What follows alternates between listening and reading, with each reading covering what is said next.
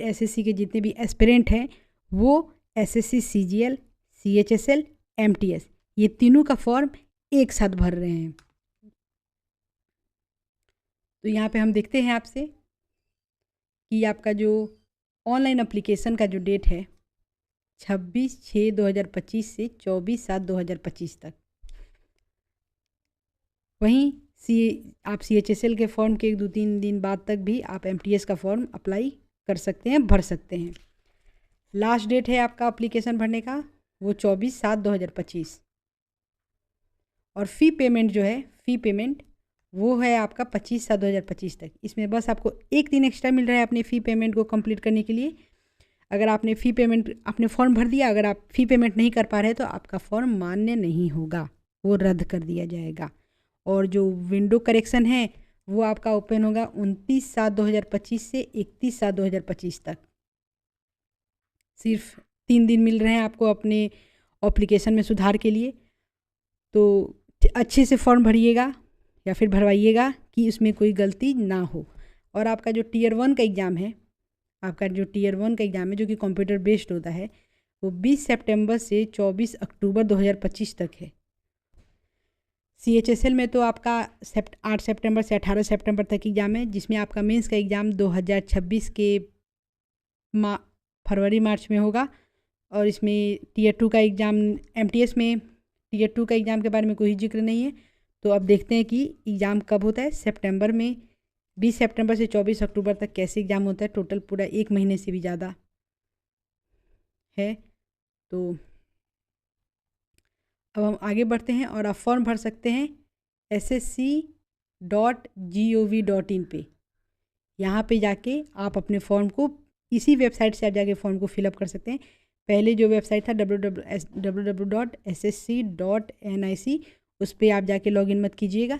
आपने जो ssc.gov.in पे आपने रजिस्ट्रेशन किया होगा और आपको जो पासवर्ड, आपका जो रजिस्ट्रेशन नंबर और आपको जो पासवर्ड मिला होगा वो आप डाल के आप जब वहाँ पे इंटर कीजिएगा तो आप वहाँ पे लॉगिन हो जाइएगा, उसी से आप अपने फॉर्म को भरिएगा। तो आपको फॉर्म किस पे भरना है, ssc.gov.in पे।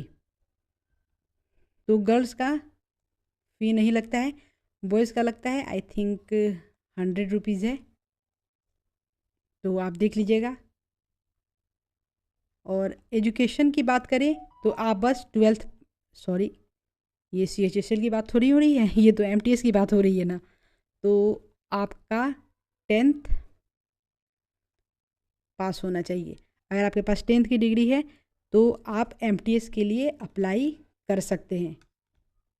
आपने ग्रेजुएशन कर लिया है तो भी आप भर सकते हैं, एमटीएस का फॉर्म भर सकते हैं। अगर आपने 12th पास कर लिया है तो भी आप फॉर्म भर सकते हैं। ज़रूरी नहीं है कि बस 10th की ही इसमें डिग्री चाहिए। तो आप 10th के हों, 12th के हों, या फिर ग्रेजुएशन आपका कंप्लीट हो गया हो, या फिर 12th कंप्लीट हो गया है, तो आप आराम से 10th लेवल का ये एग्ज़ाम है तो आप एमटीएस का फॉर्म अप्लाई कर सकते हैं। हाँ, पर कोई अगर 10th पास नहीं किया है तो वो इस फॉर्म को अप्लाई नहीं कर सकता है। एग्जामिनेशन जो है हमारा 2 सेशन में है, एक सेशन 1 और एक सेशन 2। सेशन 1 में है हमारा मैथ्स में क्वेश्चन रहेंगे 20 और मार्क्स रहेंगे हमारे 60। क्या बात है, नंबर ऑफ क्वेश्चंस रहेंगे 20 और मैक्सिमम मार्क्स रहेंगे 60। इसका मतलब एक क्वेश्चन 3 नंबर का है, ठीक है। और यहाँ पे हमें टाइम मिलेंगे 45 minute, 60 minute for candidate eligible for scribe as per para 8। यहाँ पे स्क्राइब्स के लिए 60 मिनट है, पर जो नॉर्मल है उनके लिए 45 मिनट। और रीजनिंग है हमारा, ये भी हमारा टोटल क्वेश्चन 20 रहेंगे, नंबर मिलेंगे हमें 60। तो एक क्वेश्चन 3 नंबर, एक क्वेश्चन हमारा है 3 नंबर का, ठीक। और यहाँ इंग्लिश, मैथ्स और रीजनिंग मिला के हमें 45 मिनट मिल रहे हैं। उसके बाद आते हैं हम सेशन 2 पे, जो कि हमारे general awareness, GK GS, current affairs, static GK, ये सब। और एक है हमारा इंग्लिश। जीके जीएस में हमें 25 क्वेश्चन मिल रहे हैं, पर मार्क्स है हमारा 75। इंग्लिश में भी हमें 25 क्वेश्चन टोटल, मार्क्स हमारा 75। यहाँ भी आपको 45 मिनट मिलेंगे। 45 मिनट मतलब पूरा आपको 90 मिनट। मतलब 1 घंटा 30 मिनट आपको टोटल टाइम मिलेगा। और ये कंप्यूटर बेस्ड एग्ज़ाम होगा ऑनलाइन, तो आप इस एग्ज़ाम को ऑनलाइन दे सकते हैं। उसके बाद रिजल्ट आएगा, आप क्वालिफाई करेंगे तो आपका मेंस में आई थिंक कंप्यूटर इसमें पूछता है कि नहीं, पर सीजीएल में आपका मेंस में कंप्यूटर भी एक सब्जेक्ट आके जुड़ जाता है। वॉकिंग करनी है, जो फिजिकल टेस्ट है आपका इसमें, जो कि हवलदार पोस्ट के लिए है। हवलदार इन सीबीआईसी एंड सीबीएन में आपका जो हवलदार के लिए फिजिकल टेस्ट है, मेल के लिए 1600 मीटर इन 15 मिनट में टहलना है, मतलब चलना है, वॉकिंग करना है।